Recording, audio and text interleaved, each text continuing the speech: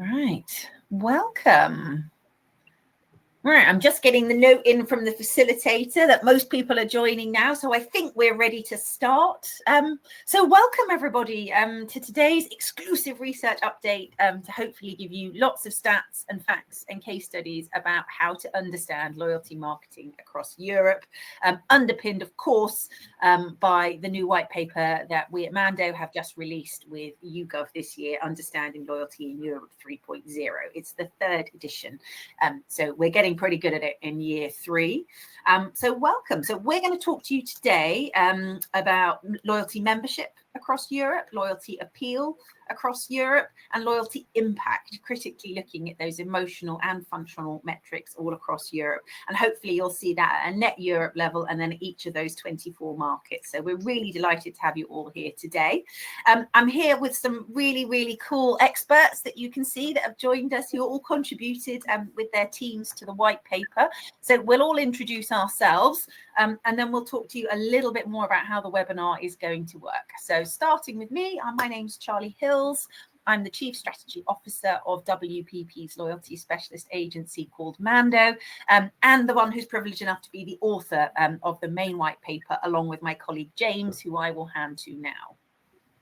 Hi, I'm James Davis, the Senior Strategist at Mando, and yes, works alongside Charlie on this year's paper. I'll hand over to Timi. Hi everyone, I'm Timi from Antavo, business analyst lead here. I'm helping our customers to launch their very first loyalty program, so I hope I can provide you really great insights about this. And I'm handing over to Marina. Hi everyone, lovely to meet you all. So Marina, part of the VML, the cocktail in Spain. I'm a strategic designer, so hopefully bring in another point of view from the design perspective, and here to present to you the snapshot of the Spanish market. Over to Emil. Hello everyone, nice to meet you. I'm Emil Björnskär, so representing Sweden in this research.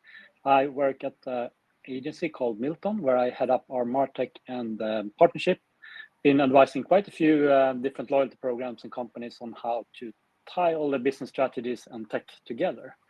Really looking forward to this. I'm handing over to Radek. Thank you. My name is Radek Hrachovec. I'm based in Prague, and I'm one of 3 partners and founders of Voxwise. We deliver services in CRM loads, in pricing.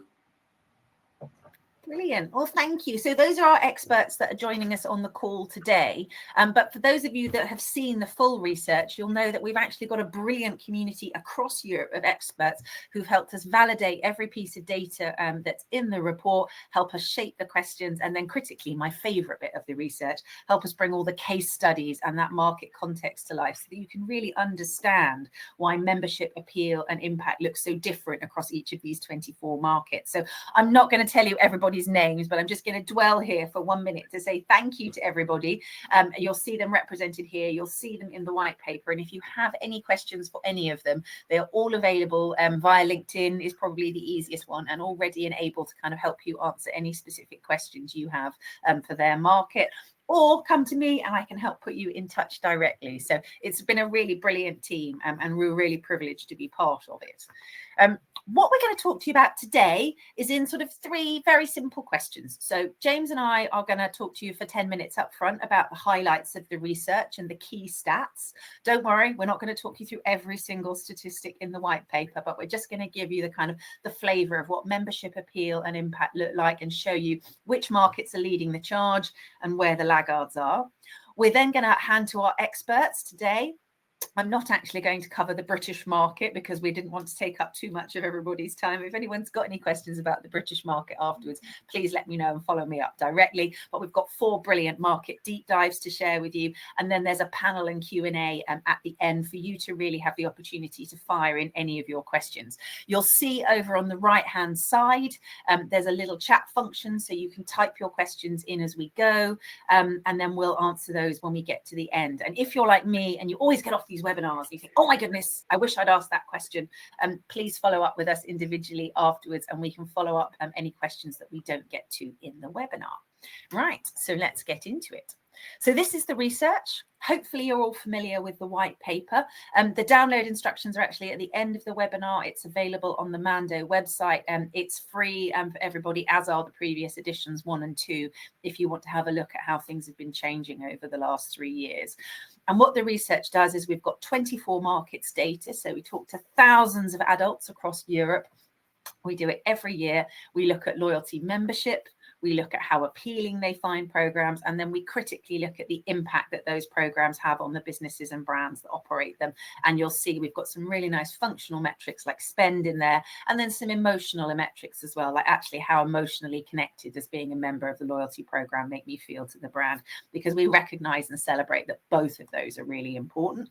There's 2 deep dive program case studies in the paper. So Club of Volta, so kind of duty free across all of Europe, and then the IKEA family program. And the reason that we picked those 2 programs is because they're 2 very kind of well-regarded programs. They operate across all of Europe, and we actually launched this white paper at the Loyalty Summit in Stockholm. So we felt that we really couldn't do that without IKEA family being part of the white paper. So hopefully you really enjoy those deep dive case studies as well.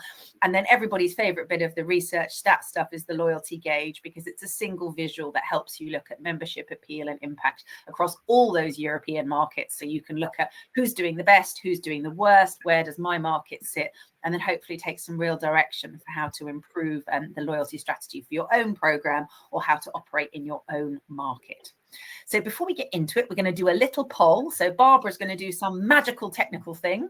On average, how many Europeans do you think are members of loyalty programs? So when you ask a European adult aged 18 and above, are you a member of at least one loyalty program, what percentage do you think say yes? And we'll just give that a couple of minutes to come in. And it's not a test, I promise. It's just genuinely interesting to see. Oh, a lot of popularity here. It's interesting to see how this will reflect actually the markets that you've all joined from. But yes, absolutely, you're a very well-informed bunch. 64% is our winning percentage. So the majority of adults are members of loyalty programs across Europe. And actually, we do see it go as high as 86 in some markets, and we do see it drop right down to the 30s in some others. So great to kind of see that that's reflected in your responses. So I'm going to hand to James now. Yeah, so as Charlie's said, we've been tracking membership through our last 3 papers. And as many of you will have observed in your own markets, overall program membership has been kind of trending up over that time. We asked our European panel how many were members of at least one rewards or loyalty program, and the average came back across the markets at 64.3%. The majority sit somewhere between 50 and 70%. But there were certainly some extremes at either end. So at the top, we saw Finland, Norway, and Great Britain with the highest overall membership, peaking at 89% in Finland, while Turkey, Bulgaria, and Romania sat more towards the bottom of the list with 27% overall program membership in Turkey. Next, we looked at our 3 appeal metrics, and that's the percentage of people who think that loyalty programs are a great way to reward their customers, which now sits at 59% across Europe. Secondly, the percentage who think all brands should offer them, which is at 49%, and the percentage of those people who will join programs when given the opportunity, which again sits at 42% in this year's study.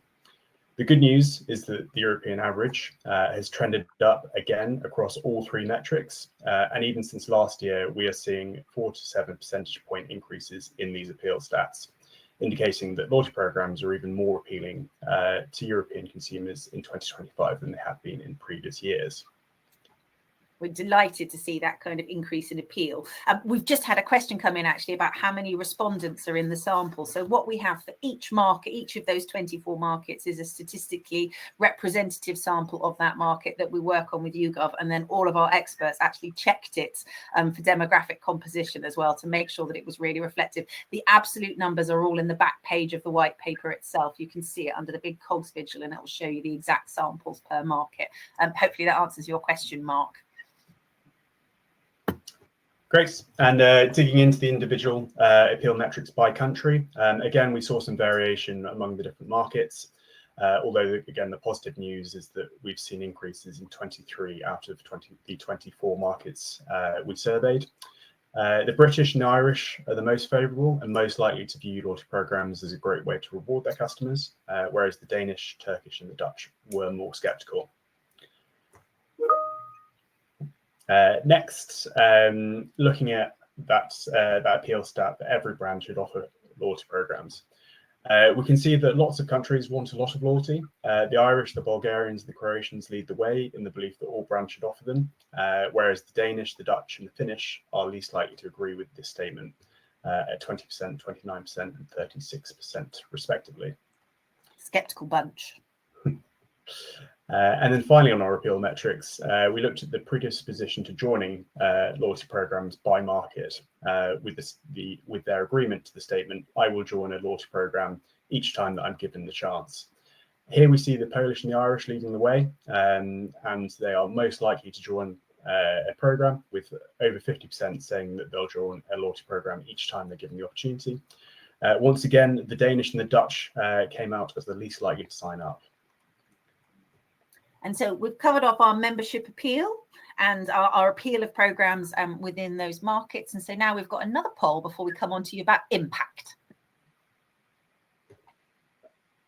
So how many people, how many European adults do you think say that actually being a member of a loyalty program makes them more loyal to that brand? And this is obviously only one of the 4 impact metrics that we look at, but we just wanted to get your opinion on it. What do you think?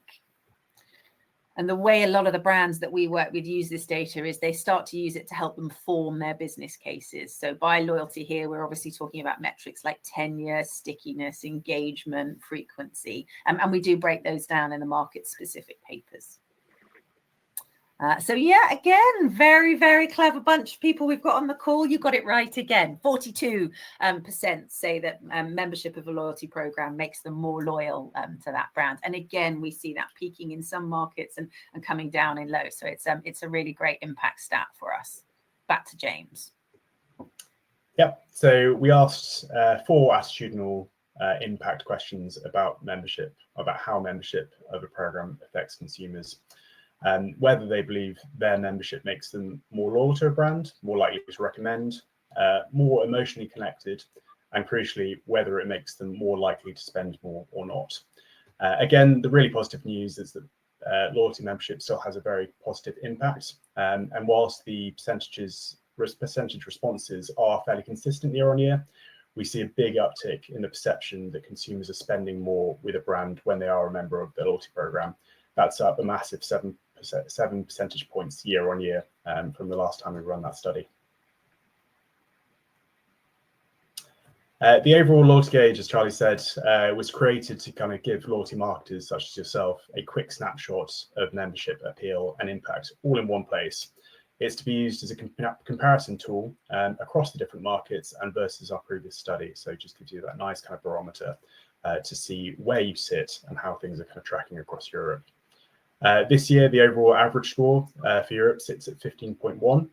And on the next slide, we can see how the scores are kind of broken down by each European market. As we've seen with some of these previous slides, the top countries for loyalty membership appeal and impact are Ireland, Great Britain and Poland. The Netherlands, Denmark and Turkey came out lower and are therefore likely to have some very different sets of challenges when operating a loyalty program in those markets. Our hope is that as European loyalty marketers, you can use this data to see where your market stands and you can adjust your loyalty strategies accordingly. We've got a question in at the moment, so I'm cheekily breaking the rules and not waiting to the end to answer them. But James, I think this is a good question for you because I know you were asked this exact question by the editor of Loyalty magazine and by the Wise Marketer as well. So brilliant question there. So James, why do you think there is so much variation in membership and appeal across those markets? I think if you look at the spread of countries that we have within our kind of panel data, there's a huge variety in the level of maturity of those kind of loyalty sectors within them and familiarity with programs generally. There's also kind of different levels of affluence, technical savviness and cultural attitudes towards kind of sharing data, attitudes towards promotions that we've seen with some of our other papers. So I think it's only kind of natural that you'll see that follow on and have an impact on actually how many people are kind of engaging with programs, what their attitudes are towards them, and actually fundamentally how much impact they're having. And if you want some more on that, there's an article on that exact topic actually in The Wise Marketer that we put together for Bill Hanafin and his team. It's a really interesting question actually. And I think as we come into those market deep dives with the experts, they're going to start to bring alive actually some of that market variation that answers that exact question for you. So let's go into those market deep dives now. So we didn't pick these in order of favoritism. I absolutely promise. We picked it in terms of actually markets that we felt would give you a really good kind of roundhouse of the different types of loyalty structures that operate in Europe. And as we've said, there's a lot more in the paper. Ultimately, we will get to all 24 markets, but every year we're adding in a few more experts to our community. And I always say at this point, actually, if there's anybody on the call who feels actually they've got a really good, robust expertise in a market that we didn't feature in this year's paper, please get in touch, because we're always looking to kind of grow our community. And as we've said, ultimately, we'd love to have every single market covered. So let's start with Hungary. Yes, if you saw the stats before, if you picked, because Hungary usually in the middle in all of the stats that you was presented so far, what you may decide that we are not the best and not the worst in terms of loyalty programs. And there is a good reason behind that, actually multiple reasons. One of them is that our market is a little bit late to loyalty programs, let's say it like that. They became popular here more later compared to other Western European countries. And the reason behind that many companies here are running old tech stacks. So they manually build, custom build, really hard to introduce any new and advanced technology. And that basically tied our marketers' hand in this market to think something, out of the box, that it's not really available. The other part of this aspect is that Hungarians are really price sensitive customer segment in Europe, so they can do anything for discounts. And from classical marketing strategy wise, it was really easy for a long time for marketers just to make a transaction by promising them instant discounts. But what we see that recently this starts changing. And that's also why loyalty schemes are also introduced, because of course, if everyone offers discounts in the market, you don't differentiate yourself at all. And what can make you differentiate yourself is to have some simple scheme where you can, on the other hand, also manage the liability and the cost of the discounts that you are offering to your members. So marketers started to invest more in more advanced technology and more advanced way to differentiate and have better control of the costs and discounts they are offering to customers. And they also started to experience with simple loyalty schemes like tier-based system, where the more you spend, the higher benefit that you can get from the loyalty program. And actually Rossmann, from this list of use cases that you can see on this slide, is a really good example for this, because they have an amazing tier system, mobile first actually, so they are really technology savvy, and provides a convenient, seamless, easy to understand scheme to customers. So it's really a hook they made people to join. And the benefit is really clear that you can leverage every time when you visit their stores. So that's why I really love them actually, personally too.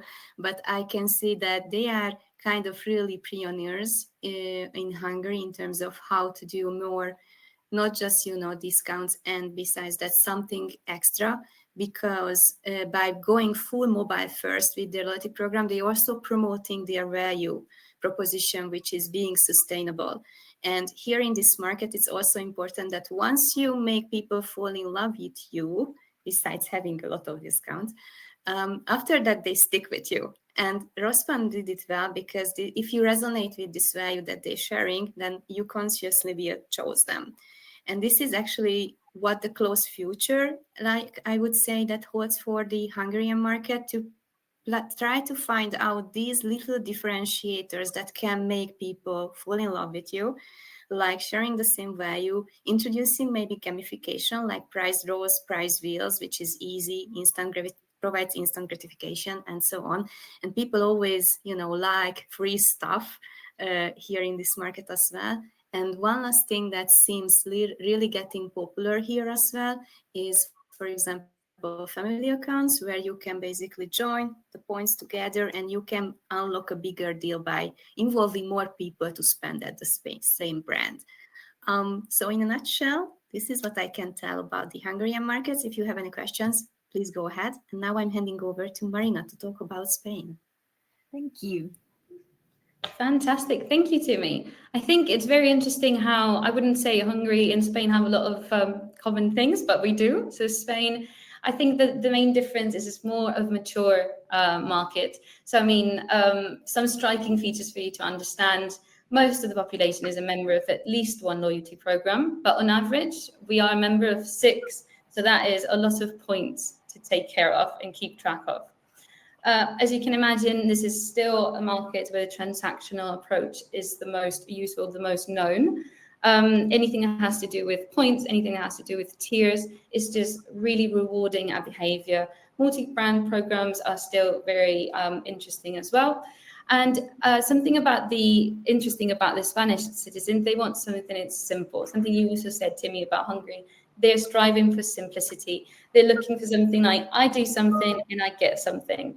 It's very interesting that loyalty programs and loyalty in general, it comes naturally to the Spanish citizen through the day-to-day. So groceries, for example, is like the biggest. Everyone's a member of because you can really perceive something. You go there and you obtain something. As you said as well, Timi, it's very difficult to differentiate because everyone is offering the same. So it seems that the Spanish market is going towards a more relationship-based. So people are noticing, I don't only want to get something from you, but it's a two-way street. There's something you can get out of me and I can get out of you. So I think that going into that emotional connection is what's, striving a difference today. I brought here 3 examples. Freshly, I don't know if you know, it's a really cool all-natural cosmetic, eco-friendly brand in Spain. What they do is that their loyalty program basically offers, if you create an impact like we do, we can reward you as well. So instead of just offering discounts, which they do, they try to do it through do the refill instead of buying a new bottle. No? So you're trying to connect through an emotional lens rather than just only transactional. You buy more, you get something. So it's another approach. And here in VML the Cocktail, we build that with them, and we love that approach of like showing you your brand values are also connected in the program. It's part of the same. Iberia, or Iberia, as you probably know, has another type, which is the currency, and you probably know about the avios. So I think that's a good one as well. I mean, obviously, thanks to all of the technology enabled, they're able to map out the customer journey and be there for the user in all the stages of this. So they do this thanks to the network of partners. So if you're taking a flight to Hungary, for example, you're probably going to need a car when you're there, and you're probably going to need accommodation. So they offer the client in some way different, a huge network of partners.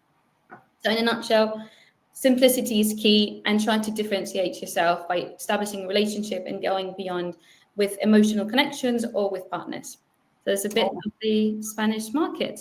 Now, thank you, Marina. Before we hand over, we've had some really good kind of pan-European questions in that I'm going to save to the end, but we've got 2 market specific questions for you and Timi, actually. So Marina, I'll ask you the one first. I don't know if you can see in the chat as well, there's 2 Spanish questions that have come in from Ana Luisa. So for Spain, do retailers show in the top ranking? I assume that means are the retailers the biggest loyalty programs? And in Spain, many are paid as well. Are you seeing subscription loyalty as a trend in that particular market? And then we'll come back and answer it at a European level as well. Yes. So for Anna, yes, retailers are number 1. I did try to get so retailers, for example, Freshly, but tried to get also like travel because they're quite different. But yes, retailers, as you can imagine, are top based. In terms of subscriptions, yes, you do get to see a few. They're still not top, but it's something that it's coming. So yeah, overall, I think the answers are yes, but not as big, maybe. Yeah, and I think to answer the question about subscription at a pan-European level, I think 3 years ago, we thought it was almost going to take over. So when we were publishing our first white papers, it was an absolutely hot topic. And what we've seen now is an evolution where actually a small minority of programs are really making paid subscription work for themselves across Europe. And actually lots of programs are testing and experimenting with it now, with obviously Amazon leading the way. And where Amazon goes, others will follow. So we are seeing it growing, but it's by by no means dominant. Timi, there was a question for you about Rossmann as well.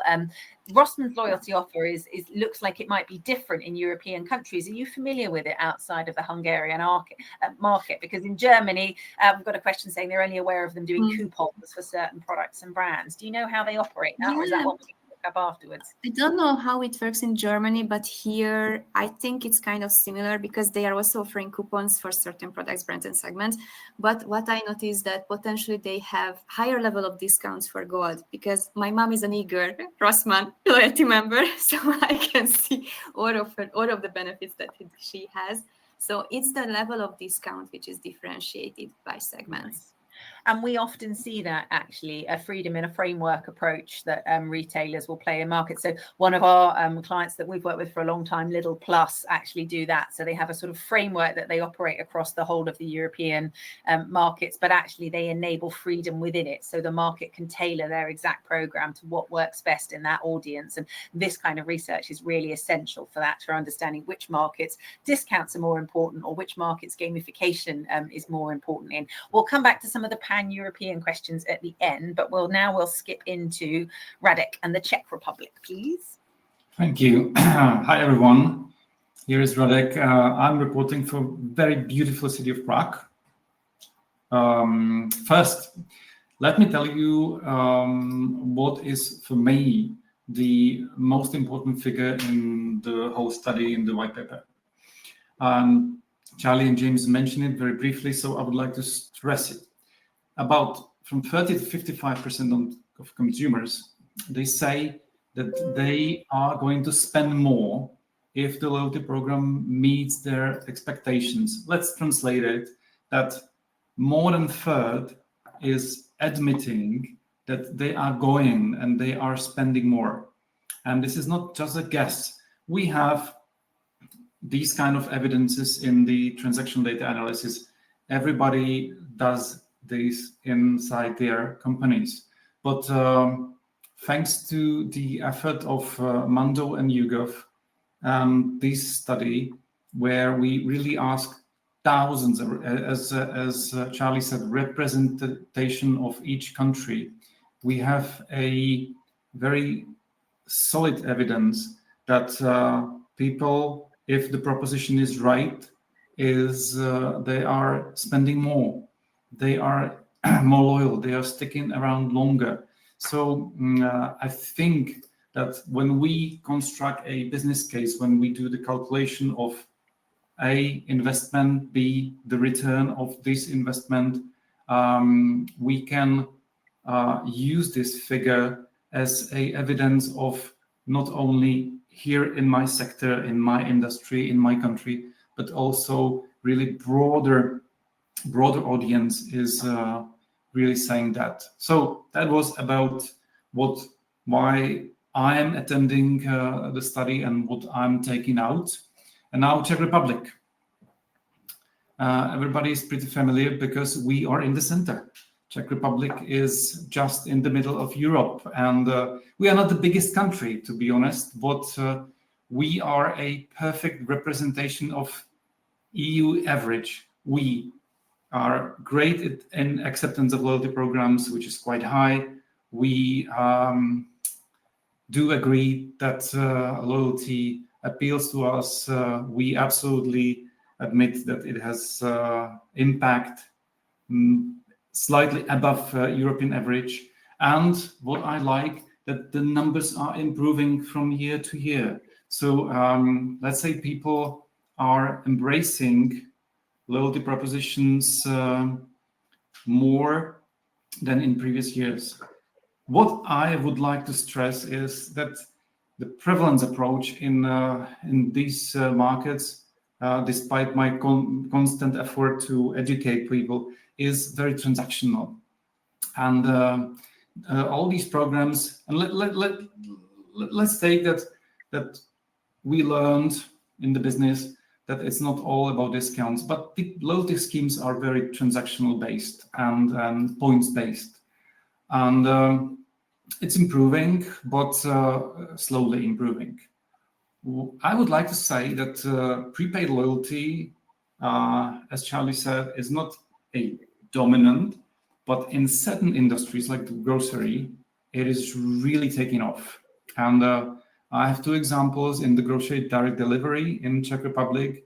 There are only 2 main players, and they have these prepaid programs, and they create great value for consumers. So they are very popular. Now, let me share with you 2 examples of excellence. First is IQOS Club. Probably everybody is familiar. IQOS, the brand of heated tobacco. And you would say, why tobacco company needs a loyalty program? Why? Because IQOS is not alone on the market, and because all these markets are very regulated, and traditional loyalty approach is banned. So they created very unique approach how to engage on with their members, very structured way, and how to do it on monthly schedule, which is very interesting.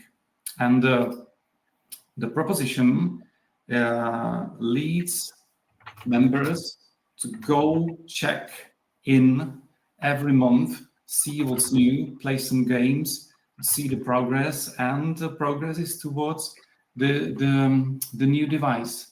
And I can tell you that this new proposition is absolutely crushing numbers, because from previous scheme, the numbers are simply double, and costs are very manageable, because if you play around, if you don't do the transactional loyalty, you really can manage the cost in a very efficient way.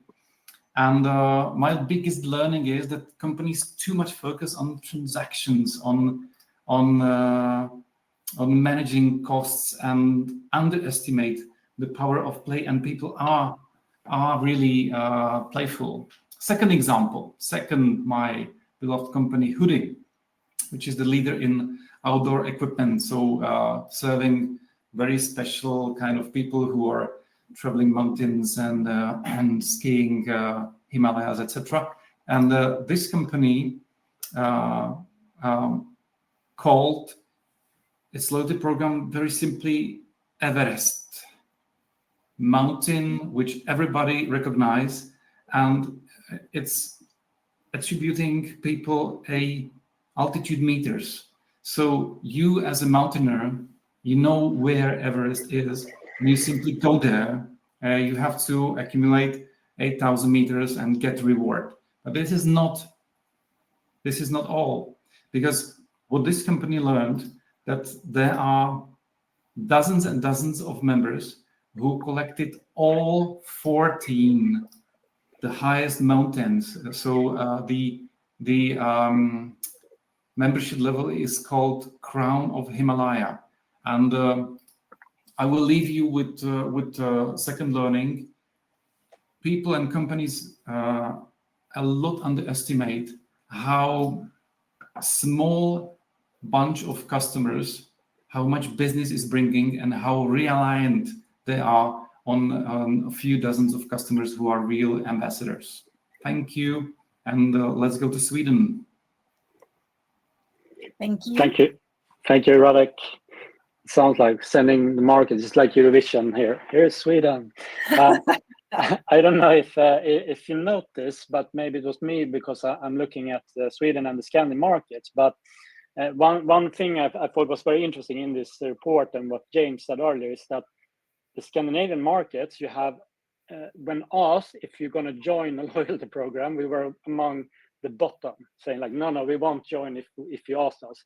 But if you look at the adoption rate, the Scandinavians are actually all in the top, which I think it's a fascinating finding already there, that like one thing is like what you say and what you actually do is 2 completely different things, which is, I think, is a good general takeaway. Looking at Sweden, we have an adoption rate of 77%. And I think there's a few key reasons to that. So one of them are the brands that you see on the right here, where we have giants like IKEA and H&M, which of course a lot of Swedes are members of their loyalty program.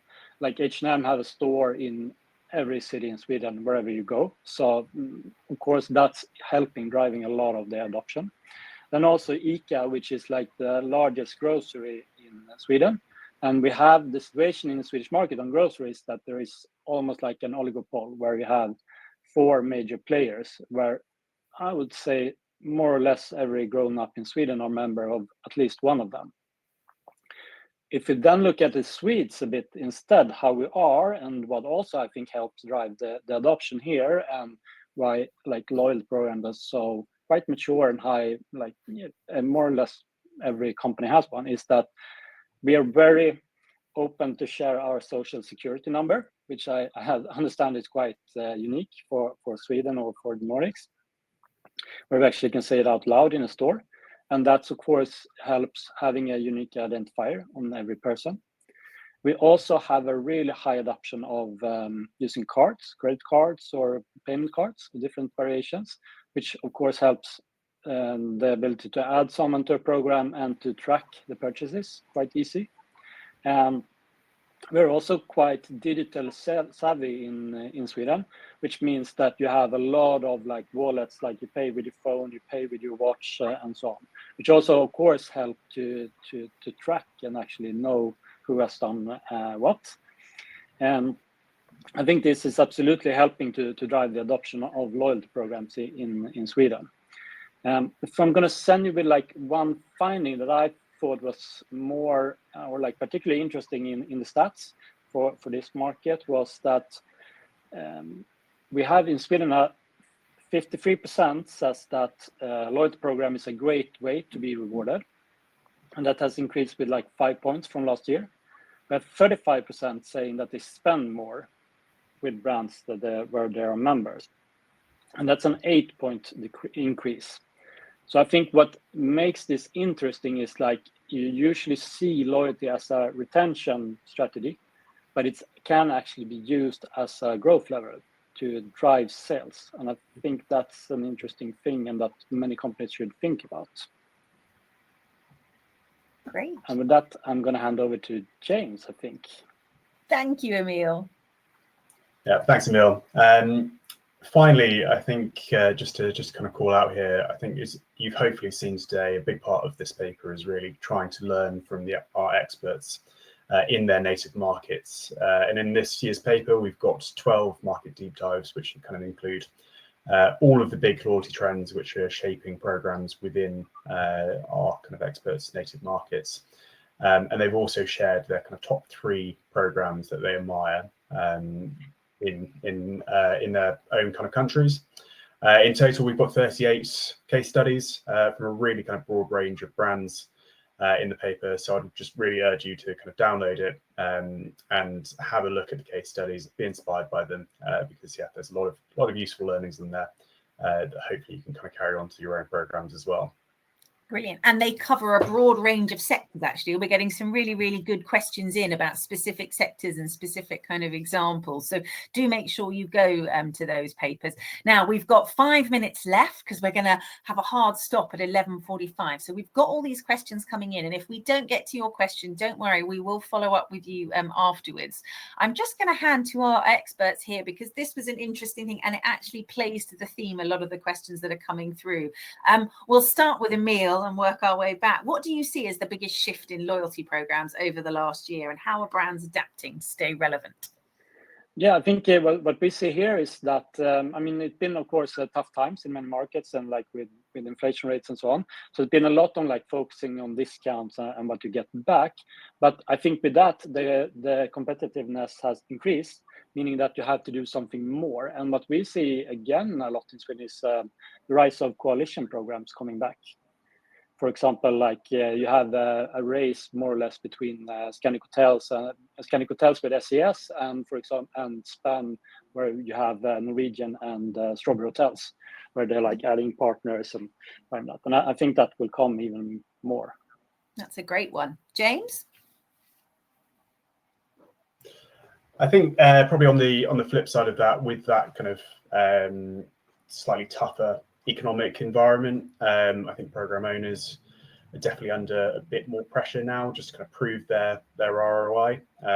So I think some of the trends that we are kind of seeing, particularly in the UK market as well, is just some of those models, some of those kind of loyalty models where there's a bit more of kind of an overt display of the value that they're adding to the company. So we're seeing lots of kind of tiered-based programs, lots of challenges to really try and help companies show that they are kind of driving additional spend or kind of additional spend in different kind of categories. I'd say those are the big things we've seen.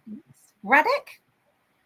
I can tell you what I hear from consumers, because we do lots of deep dive studies through interviews.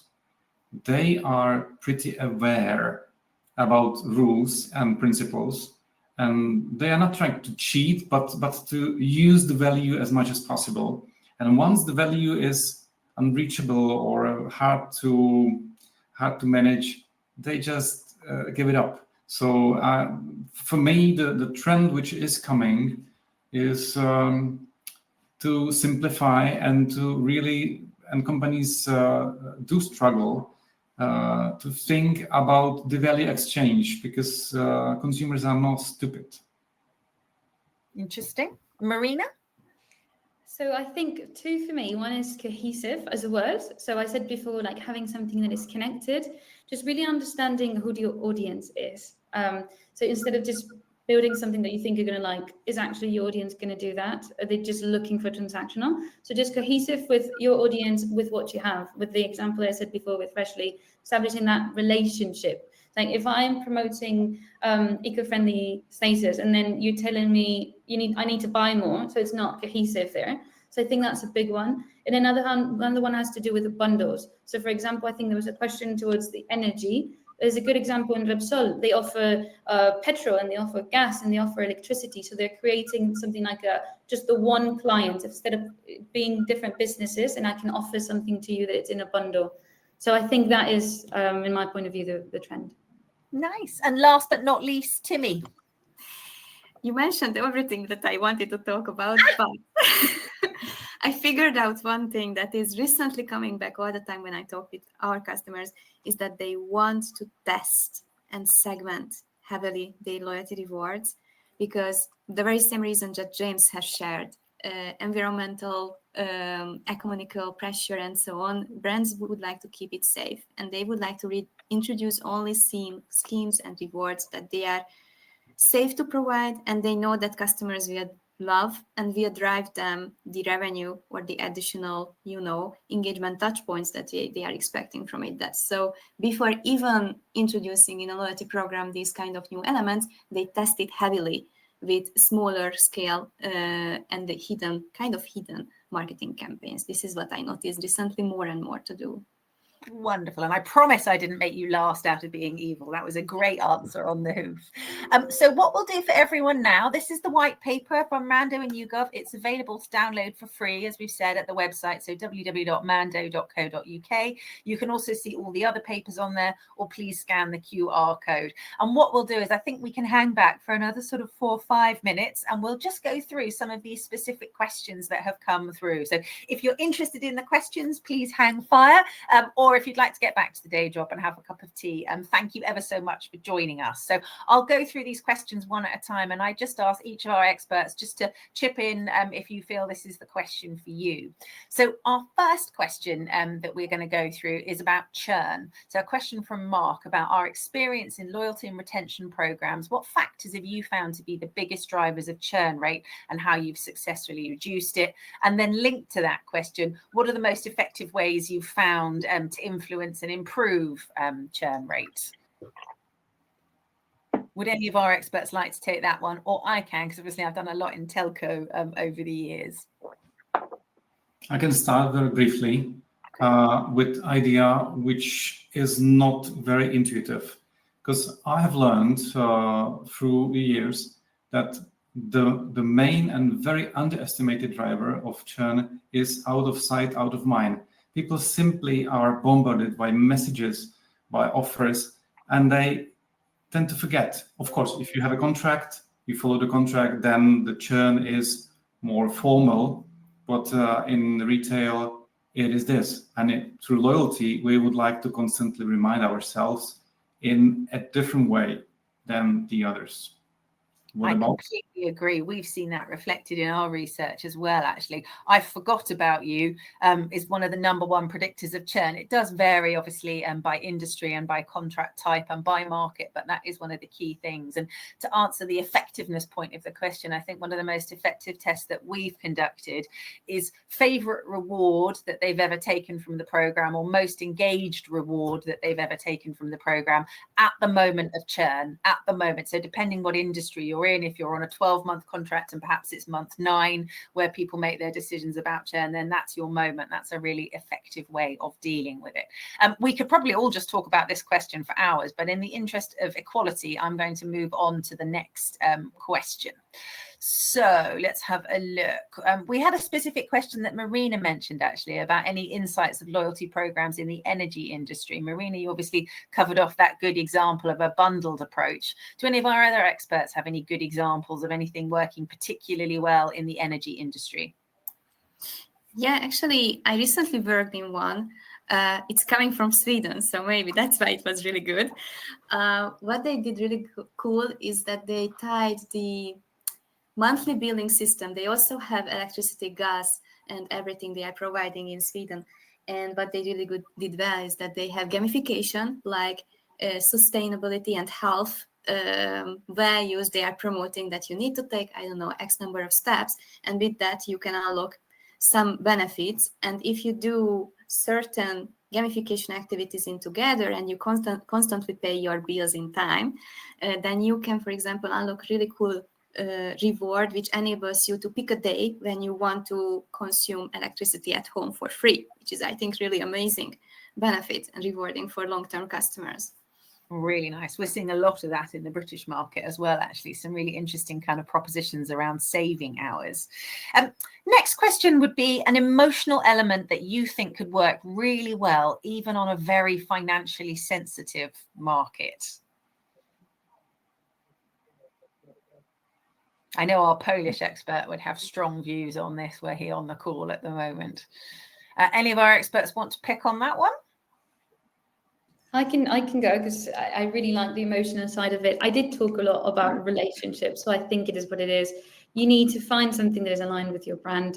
So I think that's the easiest. I wanted to go into the other question that talked about, the churn rate, and I can link it back to this one. And the emotional side of it, I believe, is making it tangible and easy to reach. Sometimes we feel like they're too impossible, because you want to go beyond the transaction of only paying and obtaining things, and when we make it too complex, right? So you need to, engage a little bit more in something that they feel they can do quite easily.